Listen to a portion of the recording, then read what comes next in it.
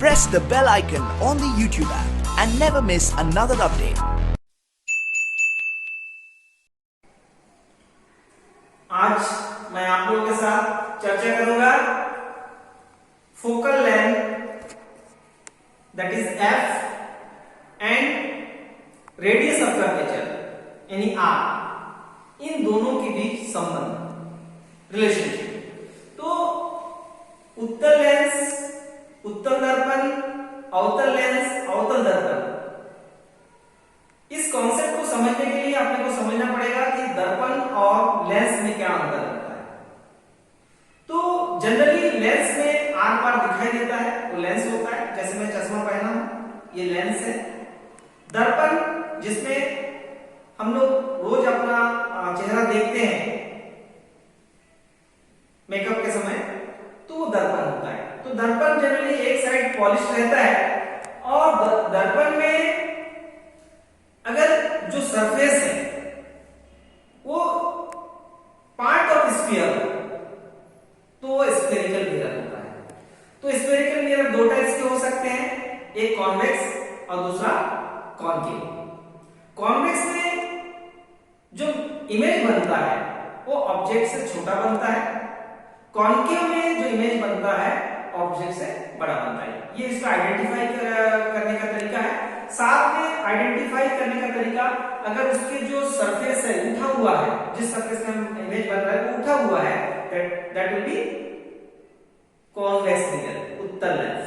अगर वो दबा हुआ है तल दबा हुआ हो, दैट इज अवतल दर्पण या कॉनकेव मिरर। तो टॉपिक है we have to derive the relationship between the radius of curvature and focal length. तो रेडियस ऑफ कर्वेचर क्या होता है आप देख लीजिए। सबसे पहले रेडियस ऑफ कर्वेचर क्या है। ये मान लीजिए एक स्फीयर है और इस स्फीयर का जो सेंटर है सी है और मिरर का जो मिड पॉइंट है उसको कहते हैं पोल। तो पोल से सेंटर ऑफ कर्वेचर के बीच में जो डिस्टेंस होता है, दूरी होता है, उसको कहते हैं radius of curvature. That means the distance between pole to centre of curvature is called radius of curvature. This is called pole, this is called centre of curvature. अब अगर इसके इनर सरफेस पॉलिश कर दे तो ये हो जाएगा आपका convex mirror. तो कॉन्वेक्स मिरर में जब भी कोई लाइट इंसिडेंट होता है, लाइट मान लीजिए इंसिडेंट हुआ, तो इंसिडेंट होने के बाद ये रिफ्लेक्ट हो जाता है, इधर रिफ्लेक्ट हो जाता है, ये इधर रिफ्लेक्ट हो जाता है। यानी दोनों रिफ्लेक्टेड रे कहीं पर भी इंटरसेक्ट नहीं करता है। अगर इसको इमेजिनरी लाइन इधर मान ले तो that is appears to meet at a point। ये जो रिफ्लेक्टेड रे है, इस रिफ्लेक्टेड रे को अगर हम पीछे की ओर बढ़ाएं तो एक बिंदु पर मिलता हुआ प्रतीत होता है। That means it appears to intersect at a point. That point is actually called focus. So focus to this is the focus point. This is called pole. So distance between pole to focus is called focal length. So we have to derive the relationship between f and r. f क्या है? Focus दूरी, focal length. r क्या है? Radius of curvature. यानी दोनों के बीच आपने को रिलेशनशिप फाइंड करना है कि ये कैसे एक दूसरे से कोरिलेट होते हैं। तो हम एक कॉन्वेक्स मिरर ले लेते हैं। मान लीजिए कॉन्वेक्स मिरर है और ये कॉन्वेक्स मिरर का नाम हमने दे दिया एम, पी और एन। और यहां से पी से होकर एक लाइन जा रही है, imaginary line, that is called principal axis, मुख्य अक्ष। अब यहां पर मान लीजिए कोई किरण जो है रे ऐसे आती है which is parallel to principal axis. तो आफ्टर रिफ्लेक्शन ये ऐसे चली जाएगी। अगर इस रे को हम पीछे की ओर ले आए then it appears to comes from focus। ऐसा लगेगा कि ये फोकस से होकर आ रही है। रिफ्लेक्टेड रे उधर चली गई, इसको हमने क्या किया, इसको पीछे की ओर बढ़ाया। तो पीछे की ओर बढ़ाने से ऐसा लगा कि ये एफ यानी फोकस से होकर आ रही है। जो फोकस से, जबकि यहां पर क्या हो रहा है, एपीएस टू पास, ऐसा लगता है कि वहां से पास हो रही है।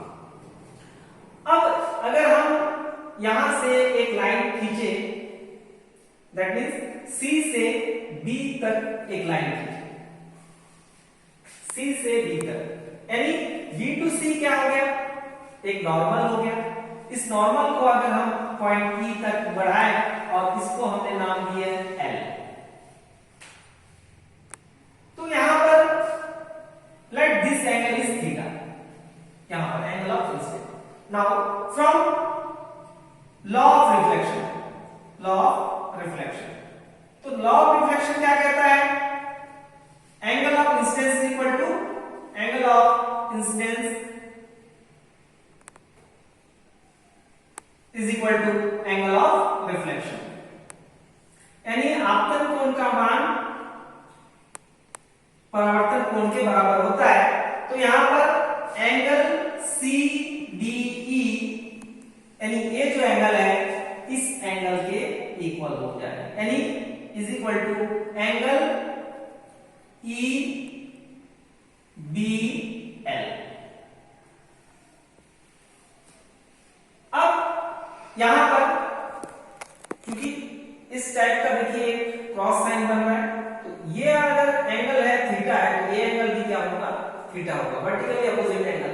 सो angle since angle E B L is equal to angle F B C, F B C is equal to theta, यानी ये वाला एंगल इस एंगल के इक्वल होगा, angle of incidence is equal to angle of reflection, ये वाला angle इस angle के इक्वल हो जाएगा। क्यों? क्योंकि वर्टिकली अपोजिट एंगल क्या होता है, इक्वल होता है। अब सिंस ए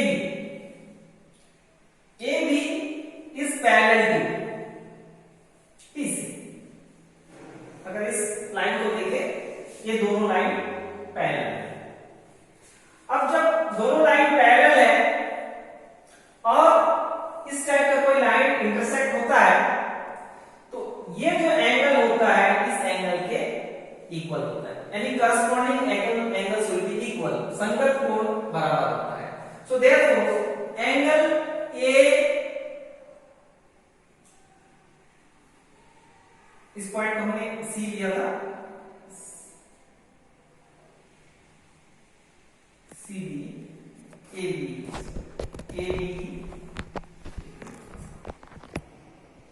तो यहां पर जो एंगल है ए बी ई, यानी A B E is equal to क्या हो जाएगा, एंगल बी सी एफ, यानी ये एंगल थीटा है, तो ये एंगल भी थीटा होगा, यानी ये एंगल थीटा है, तो ये एंगल भी थीटा हो जाएगा।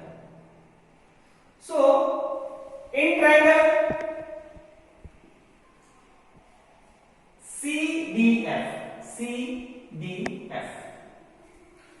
CDF में जो ट्रायंगल बन रहा है, देखिएगा इस टाइप का और ऐसे टाइप का बन रहा है, ये एंगल थीटा है जो वर्टिकली अपोजिट एंगल से आया था, ये एंगल थीटा है जो करस्पॉन्डिंग एंगल से आया था, ये पॉइंट F है, ये पॉइंट C है और ये पॉइंट B है। अगर किसी भी ट्रायंगल में दो एंगल इक्वल होता है तो दो साइड भी इक्वल होगा, यानी यहां पर ये वाला जो साइड का लेंथ है इस साइड के लेंथ के इक्वल हो जाएगा। So therefore since angle FBC is equal to angle BCF is equal to theta. So therefore FC is equal to FB or BF, दोनों साइड क्या हो जाएगा, इक्वल हो जाएगा। Now if aperture is small,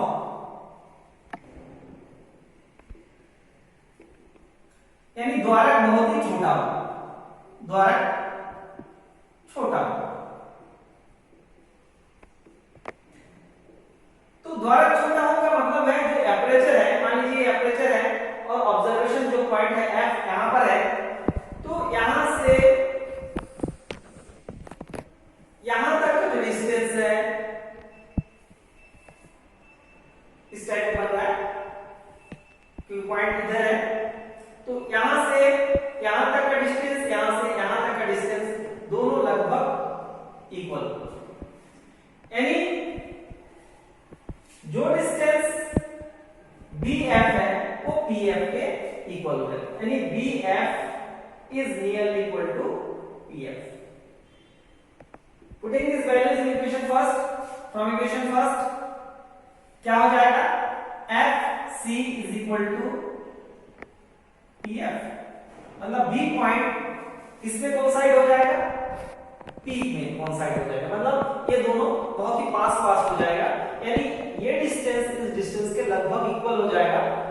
अब दोनों पक्षों में PF जोड़ने पर, दोनों पक्षों में PF जोड़ने पर, एडिंग PF बोथ साइड, तो दोनों पक्षों में अगर हम PF जोड़ेंगे तो PF plus FC is equal to PF plus PF, तो P to F plus F to C कुल मिलाकर क्या हो जाएगा, P टू C, यानी ये वाला डिस्टेंस प्लस ये वाला डिस्टेंस, तो कुल मिलाकर यहां से यहां तक का डिस्टेंस हो जाएगा, यानी ये हो जाएगा PC is equal to PF plus PF two PF के इक्वल हो जाएगा। तो इक्वेशन नंबर 2 ले, अब चिन्ह परिपाटी से क्या कहता है, from sign convention, sign convention क्या कहता है कि the distance measured in left side from pole is negative and the distance measured in right side is positive, यानी यहां पर अगर बीच में हम 0 मान ले तो यहां पर नंबर लाइन 1 2 3 इस प्रकार आता है, इधर क्या आता है -1 -2 -3, तो यहां पर जो चिन्ह परिपाटी होता है, साइन कन्वेंशन होता है, all the distance should be measured from pole, तो पोल क्या राइट साइड में है, तो C देखिएगा F भी राइट साइड में है और C भी राइट साइड में है, यानी दोनों राइट साइड में है, that means it will be positive.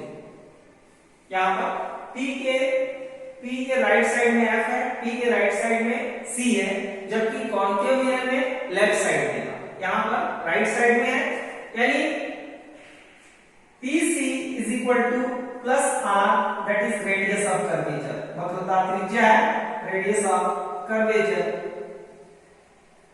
वक्रता त्रिज्या है, और जबकि P to F is equal to plus F, focal length, focus दूरी, तो यहां पर उत्तल लेंस उत्तल दर्पण की जो फोकस दूरी होता है पॉजिटिव है, जबकि इसमें नेगेटिव होता है। लेंस में भी सेम चीज होता है, उत्तल लेंस में जो फोकस दूरी होता है पॉजिटिव होता है, अवतल में नेगेटिव होता है, तो यहाँ पर उत्तल और अवतल के दोनों में सेम होता है।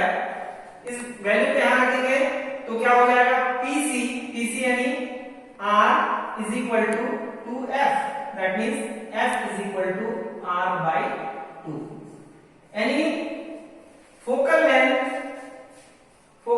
is equal to radius of curvature upon 2, radius of curvature upon 2, that means जो फोकल लेंथ होता है और रेडियस होता है, इन दोनों के बीच में रिलेशन इस प्रकार होता है कि फोकल लेंथ जो होता है रेडियस ऑफ कर्वेचर के हाफ के इक्वल होता है, that means the focal length of A convex mirror is half of the radius of its curvature. So thank you very much for observing my topic, listening my topic. तो आप जो है इसको बार बार करके preparation कर सकते हैं, इसका स्क्रीनशॉट ले करके या बार बार रिप्ले करके आप इस टॉपिक का प्रिपरेशन कर सकते हैं। Thank you.